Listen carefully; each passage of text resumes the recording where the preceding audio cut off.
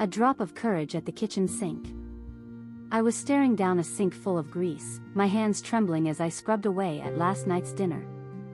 My mom always said this kitchen was her happy place, but to me it felt like a battlefield. The suds were rising, and so was my anxiety. I took a deep breath in through my nose, feeling the cool air fill my lungs, and then let it out slowly through my mouth, trying to calm my racing heart. My eyes drifted shut as I focused on the sensation of the breath moving in and out of me. "Please," I whispered, "give me the courage to keep going." The words felt silly, but they were all that came to mind. When I opened them again, the water still looked murky, but something inside of me had shifted. My grip on the sponge tightened, and I attacked those greasy pots with newfound determination. I scrubbed harder than I ever had before, the bristles of the sponge digging into my skin as I worked.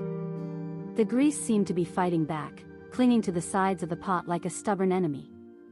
But I was determined to defeat it. I thought about all the times my mom had cooked up a storm in this kitchen, the way she'd laugh and sing along to her favorite songs while she chopped and sautéed. She always made it look so easy, so fun. Why couldn't I be like that? Why did everything have to feel like such a struggle? I pushed those thoughts aside and focused on the task at hand. The water was still murky, but I could see a glimmer of hope. Maybe if I just kept scrubbing, I'd be able to get it clean after all. My arms began to ache, but I refused to give up. I thought about all the times my mom had told me that practice made perfect, that the more I practiced, the better I'd get. So I kept scrubbing, my movements becoming more confident with each passing moment. As I worked, I started to feel a sense of calm wash over me. It was as if the act of scrubbing itself was soothing, like a meditation or something. My mind began to quiet down, and for the first time all day, I felt at peace. The grease still looked greasy, but I didn't care. I was in control now, and nothing was going to stop me from getting this sink clean. I attacked those pots with renewed ferocity, my sponge swooshing back and forth as I worked. Water splashed everywhere, creating a mini avalanche of suds that threatened to engulf the entire kitchen. But I didn't care.